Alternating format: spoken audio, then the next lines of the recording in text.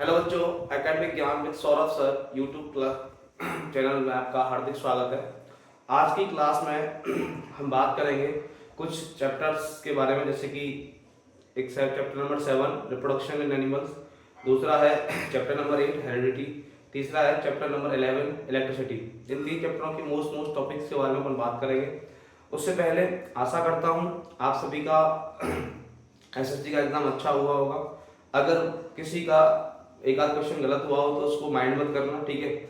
आपको कोई भी पेपर आने के बाद घर पर डिस्कस नहीं करना है, ठीक है।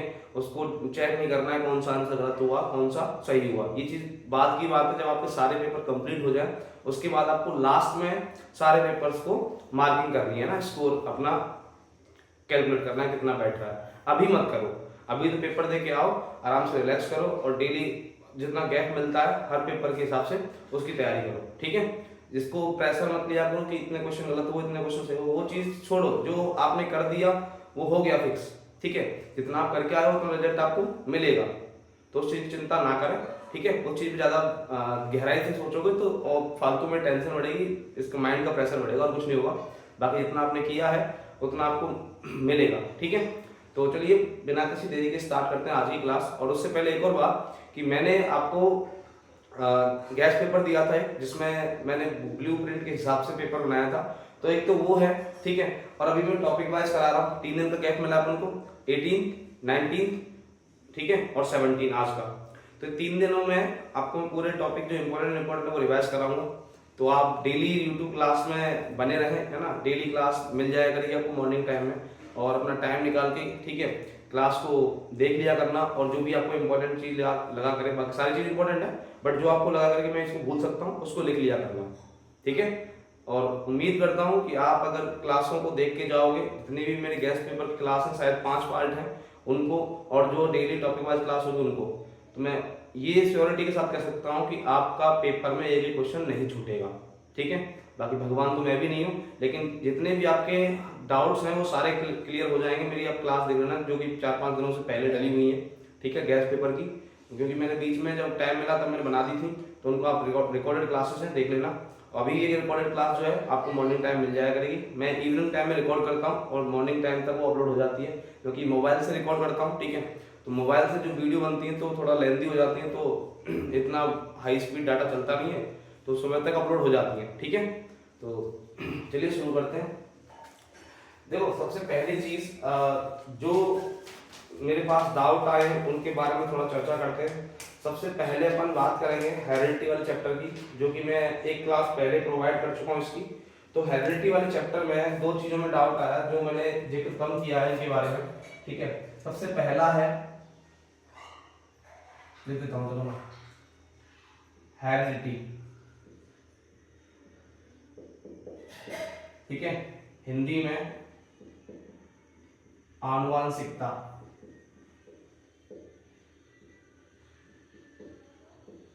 तो हिंदी में आनुवांशिकता और इंग्लिश में हेरिडिटी, सबसे पहला चैप्टर यही है। इसके बारे में चर्चा करते हैं। तो देखिए, सबसे पहली चीज बेटा हेरिडिटी वाले चैप्टर में, बाकी जो मेन चीज मैंने बता दी। मैंने लास्ट जो क्लास में छोड़ा था वो छोड़ा था बेटा पहला लॉज ऑफ मेंडल, ठीक है। लॉज ऑफ मेंडल कह लो, लॉज ऑफ मेंडल कह लो, या फिर बेटा लॉज ऑफ हेरिडिटी कह लो। लॉज ऑफ हेरिडिटी, दोनों ही बातों का मतलब एक ही निकलता है, ठीक है। लॉज ऑफ हेरिडिटी कह लो या लॉज ऑफ मेंडल कह लो, ठीक है। हिंदी में आनुवंशिकी के नियम, आनुवंशिकी के नियम या मेंडल के नियम, ठीक है। बाइलैंग्वेज करूंगा, टेंशन ना ले। जो वर्ड मैं हिंदी में लिख नहीं पाऊंगा उसको मैं ओरली बोल दूंगा, ठीक है। तो बेटा लॉज ऑफ मेंडल या लॉज ऑफ हेरिडिटी जो है वो 3 लॉज है, मैं लास्ट क्लास में बता चुका था। तो सबसे पहला जो लॉ है बेटा वो होता है law of dominance, law of dominance, ठीक है, प्रभावता का नियम। लॉ ऑफ डोमिनेंस हिंदी में कहते हैं प्रभावता का नियम, लॉ ऑफ डोमिनेंस। अब देखो, नाम से जाहिर हो रहा है बेटा प्रभावता का नियम, मतलब जो प्रभाव के बारे में बताता है, ठीक है, जो प्रभाव के बारे में बताता है। तो लॉ ऑफ डोमिनेंस ये स्टेटमेंट बोलता है कि जो डोमिनेंट ट्रेट होते हैं वो अपना असर F1 जनरेशन में शो ऑफ करते हैं और जो रेसेसिव ट्रेट होते हैं वो अपना असर F2 जनरेशन में शो ऑफ करते हैं। ठीक है, मतलब एक जो जीन होता है ना, उस जीन में दोनों पेयर अपोजिट कैरेक्टर वाले होते हैं, डोमिनेंट और रेसेसिव। ठीक है, तो जो डोमिनेंट वाले होते हैं वो अपना असर दिखाते हैं F1 जनरेशन में और जो रेसेसिव वाले होते हैं वो अपना असर दिखाते हैं F2 जनरेशन में। तो according to law of dominance, dominant trait show their effect in F1 generation while recessive trait show their effect in F2 generation। ठीक है, according to law of dominance, recessive trait show their effect in F2 generation and dominant trait show their effect in F1 generation। ठीक है, तो dominant वाले trait जो होते हैं वो अपना असर F1 जनरेशन में शो ऑफ करते हैं और जो recessive वाले trait होते हैं वो अपना असर F2 जनरेशन में दिखाते हैं। तो प्रभावता के नियम अनुसार प्रभावी लक्षण अपना असर F1 पीढ़ी में और अप्रभावी लक्षण अपना प्रभाव F2 पीढ़ी में दर्शाते हैं। ठीक है, ये होता है लॉ ऑफ डोमिनेंस। तो लिख देता हूं मैं इसको, according to this law dominant trait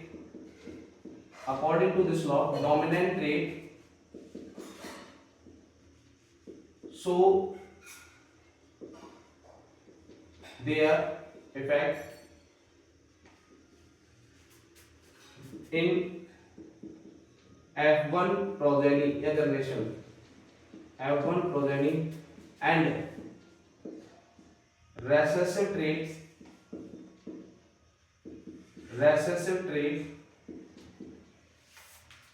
show their effect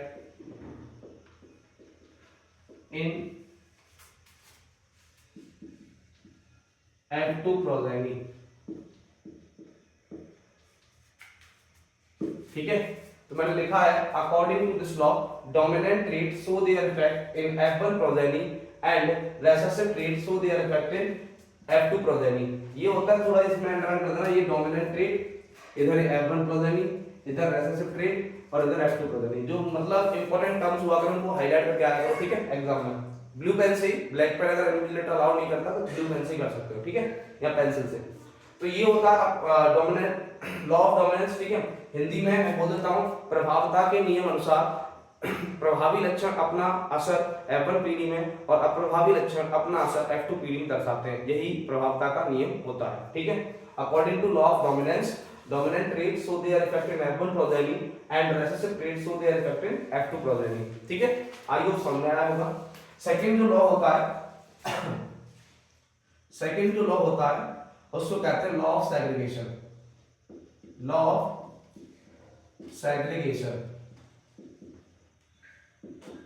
ठीक है, हिंदी में पृथक्करण का नियम,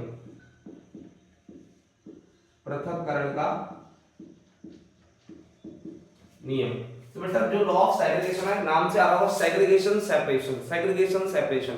तो सेग्रीगेशन जो लॉ है वो बताता है कि जो जीन होता है उसमें पेयर ऑफ कॉन्ट्रास्टिंग कैरेक्टर होते हैं। मतलब क्या है, पेयर ऑफ ट्रेट होता है, उसमें लक्षणों का एक समूह होता है, ग्रुप होता है, जोड़ा। ठीक है, और वो पेयर में से केवल एक ट्रेट ही नेक्स्ट प्रोजेनी में जाता है। ठीक है, और उसके अलावा जो जैसे मैंने यहाँ लिखा है ना कि डोमिनेंट ट्रेट अपना असर F1 में दिखाते हैं, रेसेसिव ट्रेट अपना असर F2 में दिखाते हैं, डोमिनेंस लॉ में लिखा है ना। तो इसका मतलब यही है कि जो F1 जनरेशन जो होती है उस F1 जनरेशन के हर मेंबर में दोनों ट्रेट होते हैं। ठीक है, दोनों ट्रेट होते हैं और उसके अलावा उसमें असर केवल डोमिनेंट वाले का आता है। लेकिन जैसे ही F2 जनरेशन बनती है ना, तो F2 जनरेशन या F1 जनरेशन बनते टाइम जो ट्रेट होते हैं, जो जीन होता है ना, वो ट्रेट में डिवाइड होता है। फॉर एग्जांपल समझा इसका मतलब क्या है, जैसे मैंने ये जीन लिखा कैपिटल टी। ठीक है, अब इसका जब क्रॉस हुआ किसी के साथ भी, तो इसके क्रॉस के टाइम बेटा ये डिवाइड होगा कैपिटल, दो पार्ट में डिवाइड हो गया। तो इसका जो डिवाइड होना है ना, ये पहले पेयर फॉर्म में था, पेयर फॉर्म में होने के बाद ये डिवाइड हो गया ऐसे। तो पेयर से ये जो पार्ट बने हैं ना, इसी लॉ का नाम होता है लॉ ऑफ सेग्रीगेशन। जैसे मैंने लिखा कैपिटल टी स्मॉल टी। ठीक है, ये भी एक चीज है। अब इससे ये बनेगा कैपिटल टी स्मॉल टी। तो ये पहले पेयर ऑफ जीन था, मतलब पेयर ऑफ ट्रेट था, कैपिटल टी स्मॉल टी, दो ट्रेट थे इसमें। अब ये डिवाइड होगा, कैपिटल टी अलग होगा, स्मॉल टी अलग होगा। इसको कहते हैं लॉ ऑफ सेग्रीगेशन। तो during the according to law of segregation during the cross gene divide into single trait. ठीक है, जीन जो होता है वो सिंगल ट्रेट में डिवाइड हो जाता है। ठीक है, तो ये होता है law of segregation. I hope यहां तक समझ में आया होगा। देखो मैं लिख देता हूं, according to this law, according to this law gene, जिसको मेंडल ने बेटा फैक्टर बोला था, ठीक है, याद रखना, जीन डिवाइड्स या फिर gene separate to form F1 and F2 progeny during cross. ठीक है, एक बार देख रहे हैं, मैं बोल देता हूं, according to this law gene और factor separate to form F1 and F2 progeny during cross. तो क्रॉस के ड्यूरिंग F1 और F2 प्रोजेनी फॉर्म करने के लिए जो जीन होता है वो सेपरेट हो जाता है, इसी को लॉ ऑफ सेग्रीगेशन बोला जाता है। ठीक है, पृथक्करण के नियम अनुसार, है ना, पृथक्करण के नियम अनुसार संकरण के दौरान जो जीन होता है वो अलग अलग पार्ट में टूट जाता है, मतलब अलग अलग हिस्सों में टूट जाता है, इसी को पृथक्करण का नियम कहते हैं। नाम में आ रहा है पृथक्करण, मतलब पृथक होना, अलग अलग होना, तो जीन का टूटना ही पृथक्करण का नियम है। ठीक है, तो according to this law gene separate to form F1 and F2 progeny during the cross. तो याद रखना सेग्रीगेशन सेपरेशन, तो सेग्रीगेशन में सेपरेशन होता है। ठीक है, ये बात याद रखना, जीन का, किसका, जीन का। अगला आता है तीसरा, law of independent assortment, law of independent assortment, Hindi में स्वतंत्र अपव्यूहन का नियम।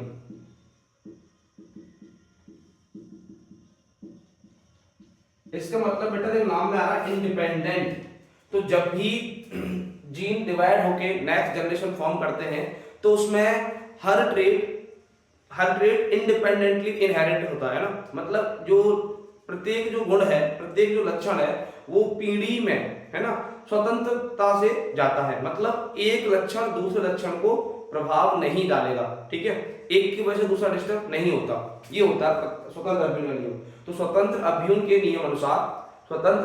नियम अनुसार प्रत्येक पीढ़ी में प्रत्येक लक्षण स्वतंत्रता से जनक से संतति में स्थानांतरित होता है। दोबारा सुने, स्वतंत्र अभ्युन के नियम अनुसार प्रत्येक लक्षण जनक से संतति में स्वतंत्रता पूर्वक वंशागत होते हैं। ठीक है, और इंग्लिश में according to this law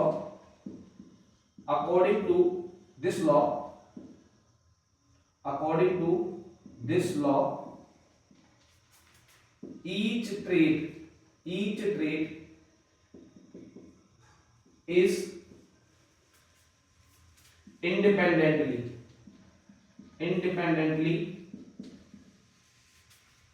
transferred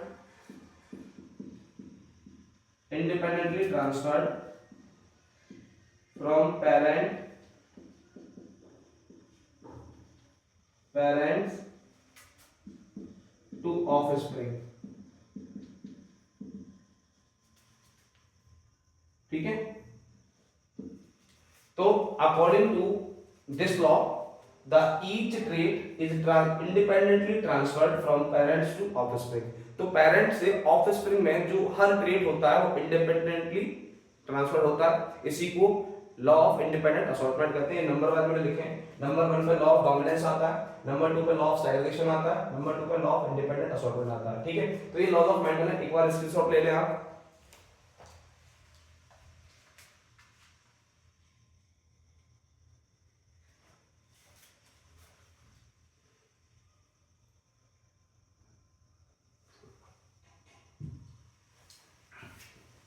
ठीक है, तो आई होप ये आपको समझ में आया होगा। उसके बाद इस टॉपिक में हेरेडिटी वाले चैप्टर में एक और चीज है बेटा, नंबर बी की बात करें।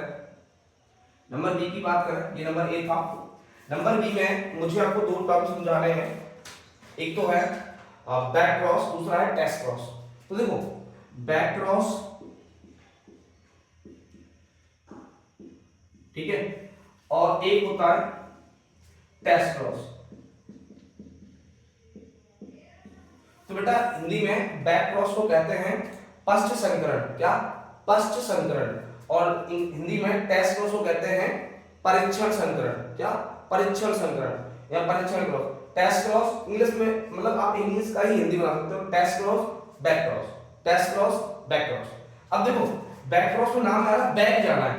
अब मतलब ये है कि जब भी बैक क्रॉस का मतलब समझे ना, बैक क्रॉस में क्या होता है कि जब भी F1 के किसी भी ऑफस्प्रिंग का, F1 के किसी भी ऑफस्प्रिंग का, किसी भी ऑफस्प्रिंग का अगर पेरेंट में से किसी के साथ भी क्रॉस कराया जाता है, ऑफस्प्रिंग में से किसी भी F1 के किसी भी ऑफस्प्रिंग का अगर पेरेंट में से किसी से भी क्रॉस कराया जाता है तो उसको बैक क्रॉस कहते हैं। और अगर टेस्ट क्रॉस में क्या होता है, किसी भी F1 के मेंबर का या ऑफस्प्रिंग का, किसी भी F1 के मेंबर का, है ना, अगर क्रॉस जो है वो पेरेंट में रेसेसिव वाले पेरेंट से कराया जाता है और वो भी होमोजाइगस, वैसे रेसेसिव जो होगा वो होमोजाइगस ही होगा, तो रेसेसिव वाले से क्रॉस जब कराया जाएगा तो वो होगा टेस्ट क्रॉस। समझे मेरी बात? मैं आपको समझाऊं एग्जांपल से। जैसे बेटा मैंने बोला कि ये कैपिटल टी, ये स्मॉल टी, ये स्मॉल टी, ये दोनों होमोजाइगस है, ये भी होमोजाइगस है, ये भी होमोजाइगस है, ये होमोजाइगस डोमिनेंट है, ये होमोजाइगस रिसेसिव है, ठीक है। ये सब युग्मजी प्रभावी है, ये सब युग्मजी अप्रभावी है, ठीक है, हिंदी बोल दिया।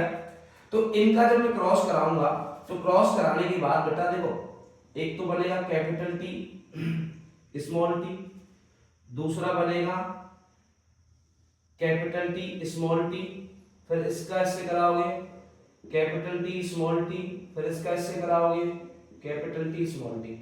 तो ये हो गया बेटा F1 जनरेशन, मतलब पहली बार जो क्रॉस कराने के बाद मेंबर्स मिलते हैं उनको F1 के मेंबर्स कहते हैं, ठीक है, F1 प्रोजेनी कहते हैं। दिख रहा है सर? ठीक है, तो ये F1 प्रोजेनी हो गई, F1 जनरेशन हो गई। अब इन F1 जनरेशन में किसी भी मेंबर का इन दोनों में से मैं किसी के साथ भी क्रॉस कराऊंगा तो वो बैक क्रॉस होगा। लेकिन टेस्ट क्रॉस में क्या होगा, अगर इन चारों में से मैं किसी का भी क्रॉस अगर इस वाले से कराऊंगा, इकलौते इस वाले से, रेसेसिव होमोजाइगस से, तो वो होगा टेस्ट क्रॉस। बैक क्रॉस में इन दोनों में से किसी से भी कराऊं तो बैक क्रॉस है, लेकिन अगर इन चारों में से किसी एक का क्रॉस मैं इसके साथ कराऊं तो वो टेस्ट क्रॉस है, ठीक है।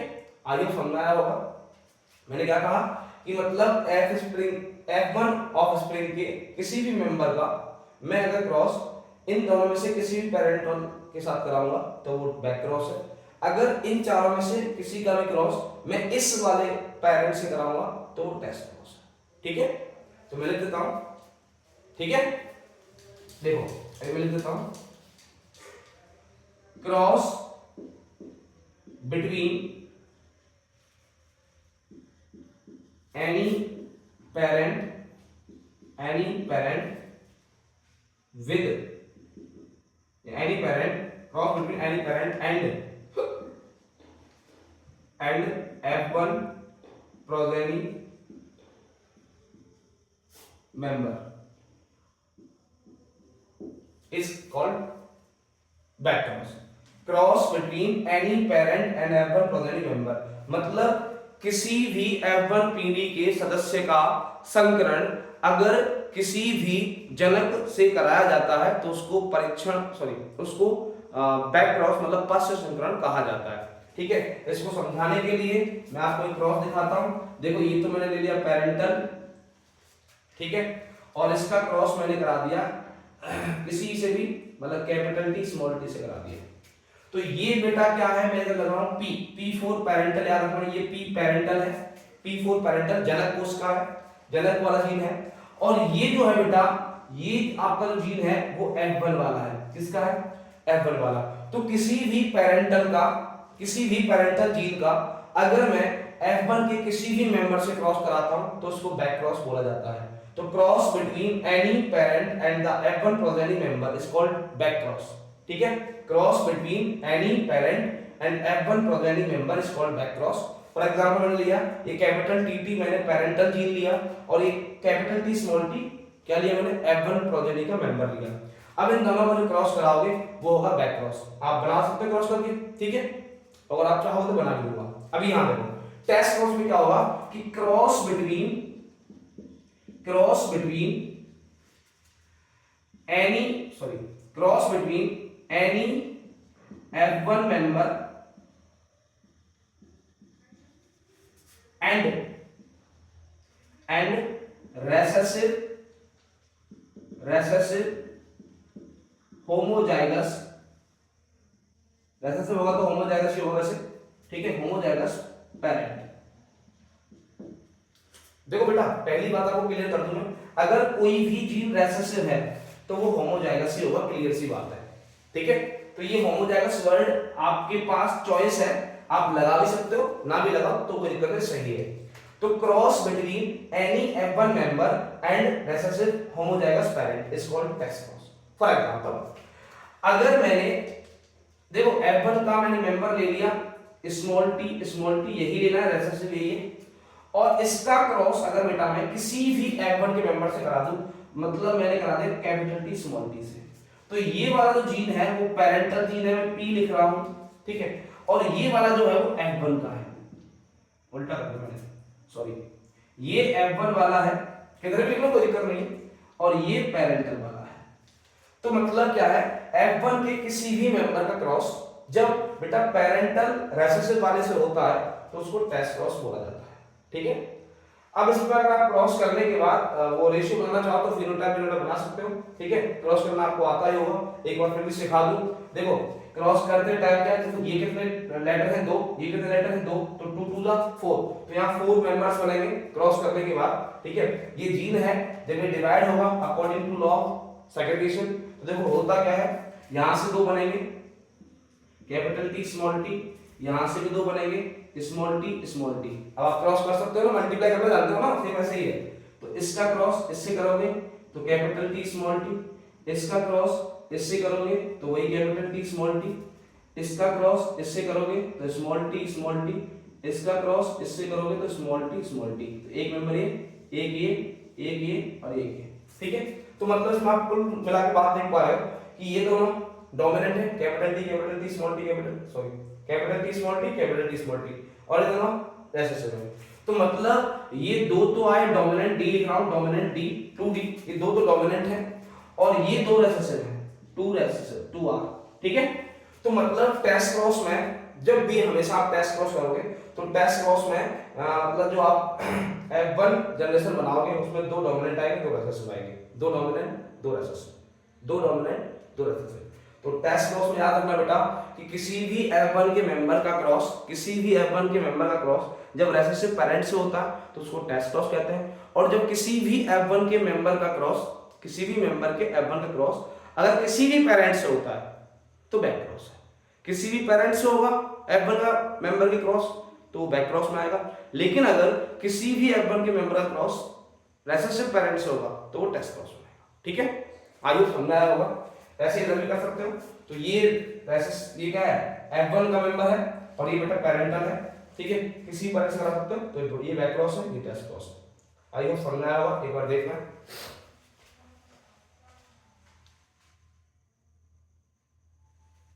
ठीक है। आई होप यहां तक समझ में आया होगा। अभी आगे टेस्ट क्रॉस और बैक क्रॉस के बाद नेक्स्ट जो इसमें टर्म है वो टर्म मुझे समझाना है। अलील के बारे में बहुत लोग पूछते हैं, अलील और जीनोम। देखो अगर सी वर्ड में नाम समझा लो, सी अलील, ठीक है, अलील दिख रहा है क्या, बार बार देखना पड़ता है, हाँ दिख जाएगा, ठीक है। तो अलील के बारे में बेटा बात करें तो अलील का मतलब होता है, अलील जो होता है आप उस कह सकते हो कि द ट्रेट ऑफ जीन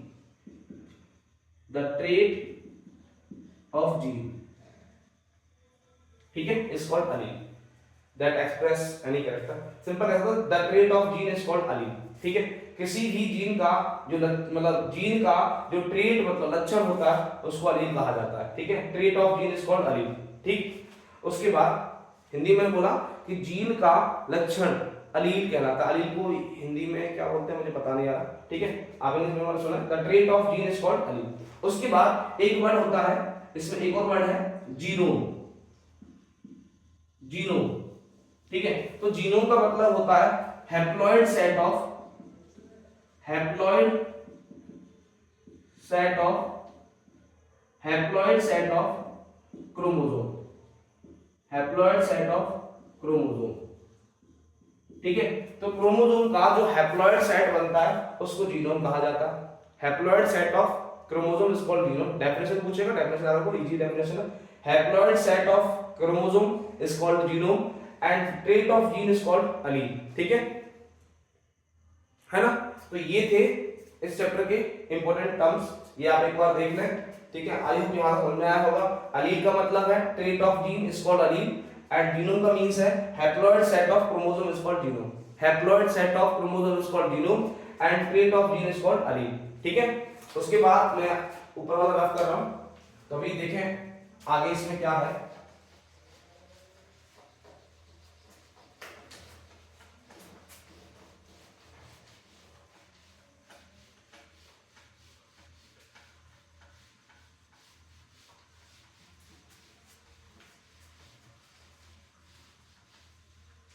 इसमें अगला है बेटा 7 characters of Mendel. 7D, 7 traits of Mendel, 7 traits of Mendel experiment। ठीक है, मेंडल एक्सपेरिमेंट, मेंडल के प्रयोग के 7 लक्षण। बेटा जो मेंडल ने 7 कैरेक्टर्स यूज किए थे, 7 ट्रेट्स यूज किए थे पी प्लांट के, जिसको पाइसम चटाइवन कहा जाता है, उसके 7 ट्रेट्स के बारे में एक बार मैं टेबल बना लेता हूं।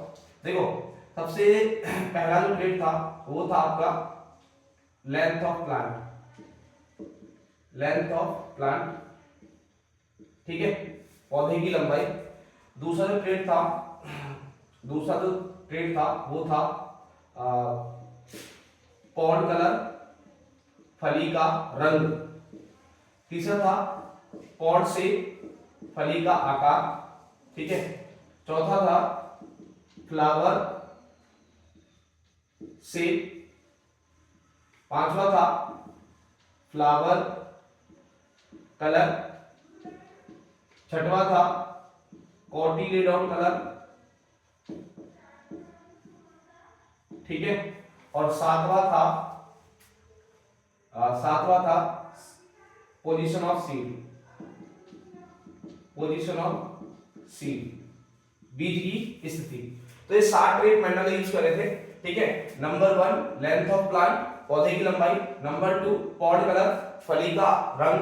नंबर 3 पॉड से फली का आकार। नंबर 4 फ्लावर से फूल का आकार। नंबर 5 फ्लावर कलर, फूल का रंग।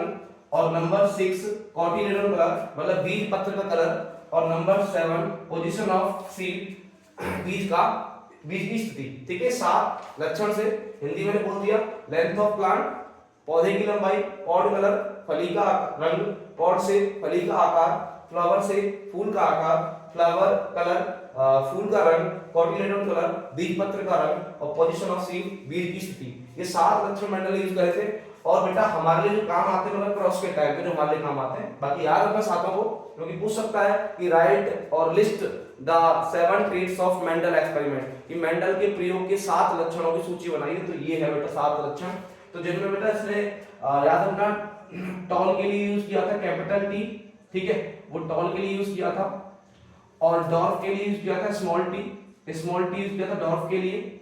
अप्रभावी मतलब बौनेपन के लिए स्मॉल टी, और लंबेपन के लिए कैपिटल टी, लेंथ में, है ना। उसके अलावा पॉड कलर में, फली के रंग में इसने यूज किया था आपका capital Y for green, capital Y for green and small Y for yellow. Capital Y for green and small Y for yellow. और पॉड शेप में इसने यूज किया था इनफ्लेटेड, इनफ्लेटेड मतलब फूली हुई, कैपिटल आई मतलब इनफ्लेटेड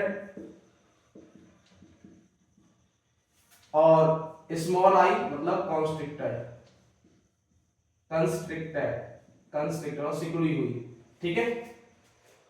उसके अलावा फ्लावर शेप में, फ्लावर शेप में इसने यूज किया था राउंड आर और स्मॉल आर रिंकल्ड। सूची बेटा सातों में बनाने को आ सकती है और काम के मैं बताऊं 4 ही होते हैं। उसके अलावा फ्लावर कलर में इसने यूज किया था बेटा येलो फॉर कैपिटल वाई। बेटा जहां मैं वाई में कर्व बनाता हूं वो छोटा होता है, जहां नहीं बनाता तो ये बड़ा है ये छोटा है। ठीक है। ये वाई और जी मेरा सेम लगता है यार। ठीक। उसके बाद स्मॉल वाई फॉर ग्रीन। ठीक है। उसके बाद कोटिलेडन कलर में, एक मिनट बेटा नीचे वाला कोटिलेडन का उल्टा हो गया।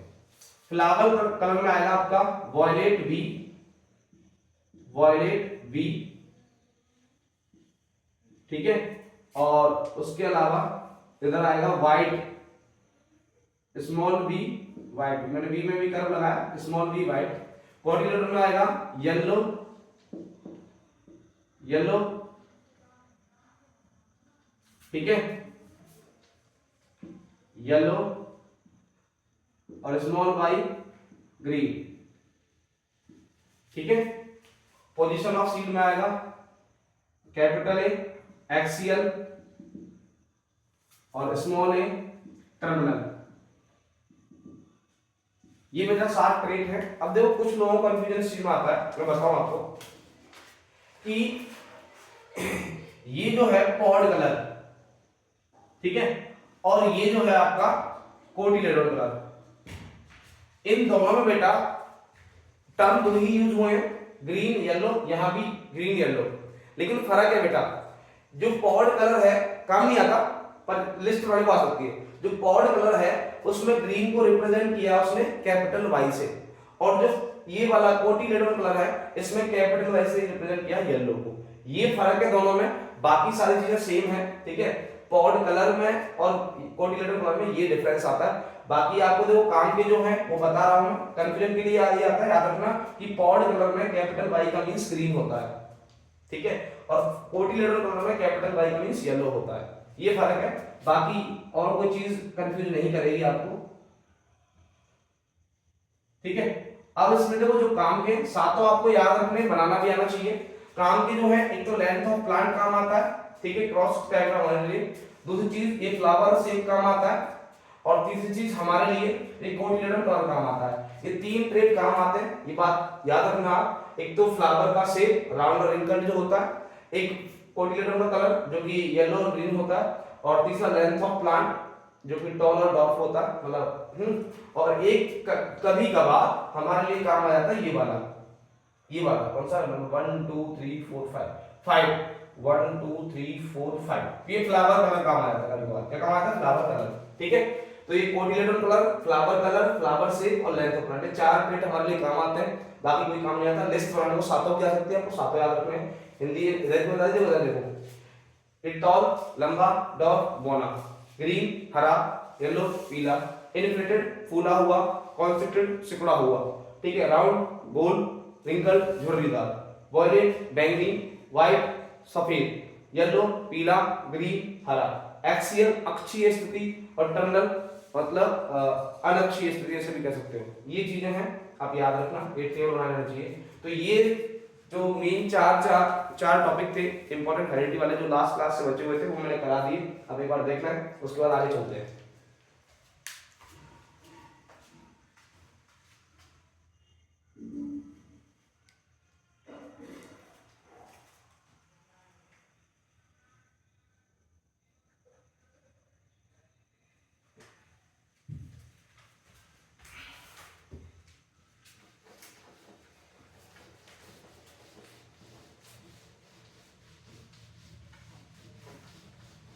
अब बेटा इसके बाद अपन बात करेंगे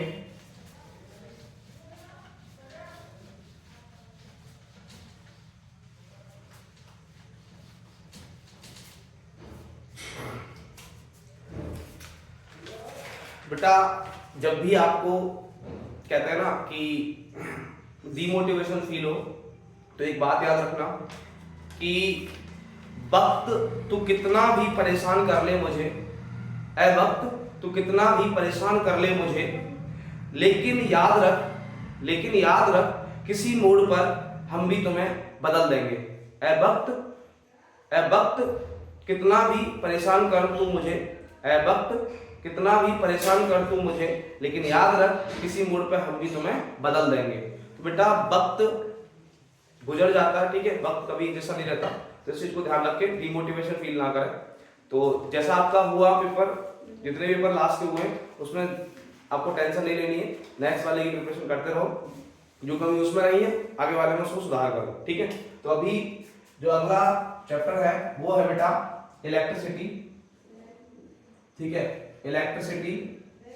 तो जो इसमें न्यूमेरिकल वाला पोर्शन है वो अपन बात करेंगे, क्योंकि न्यूमेरिकल से लोगों को बहुत डर लगता है। विद्युत धारा,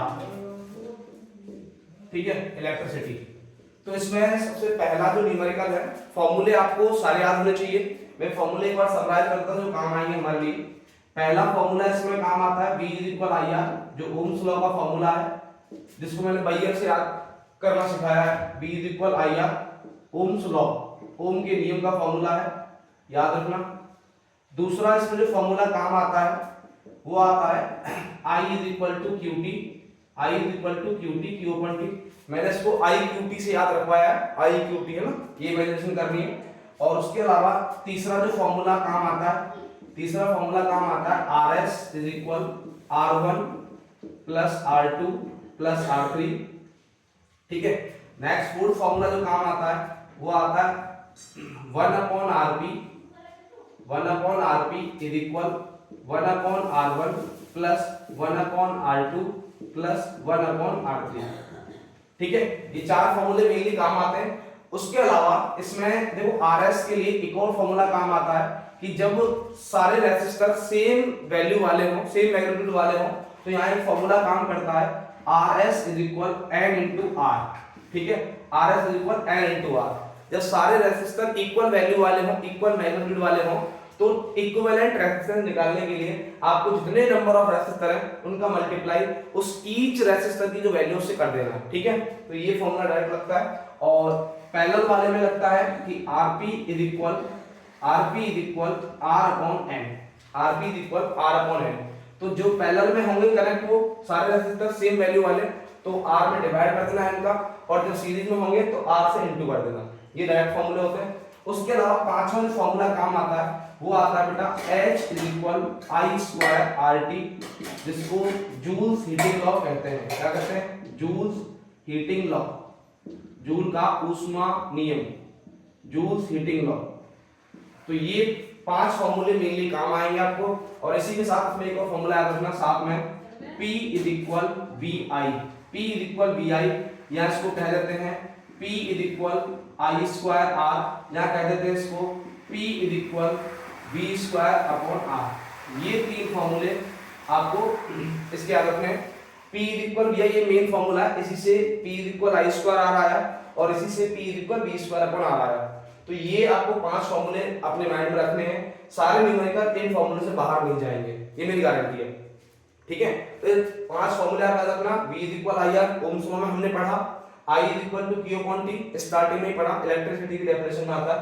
RS = R1 + R2 + R3, मतलब अगर डायरेक्ट सम करते हैं तो सीरीज का इक्विवेलेंट आता है, और अगर रेसिप्रोकल सम करते हैं तो पैरेलल का इक्विवेलेंट आता है।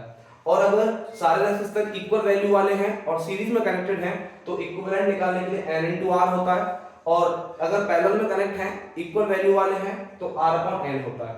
जहां जो ये R है वो वैल्यू को रिप्रेजेंट करता है जो इक्वल है सबकी, ठीक है। और joules heating law H = I²RT होता है। इसमें इलेक्ट्रिक पावर का फॉर्मूला P = VI होता है, ठीक है। वो फॉर्मूला मॉडिफाई होकर P = I²R भी हो जाता है, और वो फॉर्मूला मॉडिफाई होकर P = V²/R भी हो जाता है। जैसा जैसा वैल्यू दे रखा होगा वैसे फॉर्मूला अप्लाई करना, ठीक है।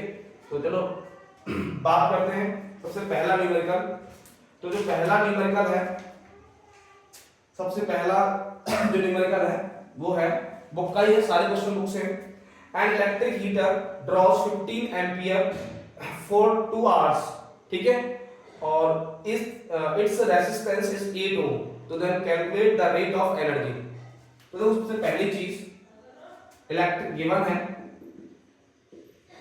है इलेक्ट्रिक हीटर की बात कर रहा है, विद्युत हीटर, इलेक्ट्रिक हीटर, और इलेक्ट्रिक हीटर का जो रेजिस्टेंस है R वो 8 ओम है, ठीक है। उसके अलावा जो करंट I है वो 15 एम्पियर है। उसके अलावा इसमें जो इसका क्या बोल रहा है, टाइम, जो टाइम है वो 2 आवर्स है, 2 घंटे, समय 2 घंटे है, रेजिस्टेंस 8 ओम है, I 15 एम्पियर है। और आपसे पूछा एनर्जी रेट। अब बेटा कुछ लोग समझ नहीं पाएंगे इस बात को, थोड़ा सा घुमा दिया है, बाकी ज्यादा दिमाग नहीं लगाना। एनर्जी रेट का मींस होता है पावर। एनर्जी रेट का मींस क्या होता है, पावर, याद रखना। मैंने आपको बताया हुआ है कि बेटा एनर्जी रेट कहे, वर्क रेट कहे या पावर कहे, तीनों बातों का मतलब एक ही है, क्योंकि आप सिंपल सी डेफिनेशन आपने पढ़ी है, 9th में भी पढ़ी है, 10th में पढ़ी है कि rate of work done is called power. और you know that work, energy and heat are the transformated form of each other. ये तीनों एक दूसरे के बदले हुए रूप है। हीट हुआ, वर्क हुआ, एनर्जी हुआ, ठीक है। तो एनर्जी रेट कहे, वर्क रेट कहे या पावर कहे, तीनों का मतलब एक ही है। तो आपको देखो R गिवन है, I गिवन है, T गिवन है, P निकालना है। तो P निकालने के लिए इन तीनों में से कौन सी फॉर्मूले आप लगा सकते हो? तो भाई साहब क्या लगा सकते हो, I स्क्वायर R लगा सकते हो, यस और नो? I स्क्वायर R लगा सकते हो, नहीं लगा सकते हो? तो I स्क्वायर R लगा दो भैया। तो I स्क्वायर R लगाने के बाद देखो ध्यान से, I square R is equal P होता है, ठीक है। Since we know that I square R is equal P होता है, तो I स्क्वायर, I का वैल्यू कितना है बेटा 15 का स्क्वायर इनटू R का वैल्यू कितना है बेटा 8 इज इक्वल P। सॉल्व करोगे 15 का square 225 into 8 is equal P। Multiply solve करोगे 8 5 जा और 40 का 0 कैरी 4, 8 2 जा 16, 16 और 4 20 का 0 कैरी 2, 8 2 जा 16 और 2 18। अब पावर का फार्मूला सभी लोग जानते हो क्या होता है, वॉट। क्या होता है, वॉट। तो P कितना है 1800 वॉट। आपको जो ये टाइम दिया हुआ था ना, ये कंफ्यूज करने के लिए था, ठीक है।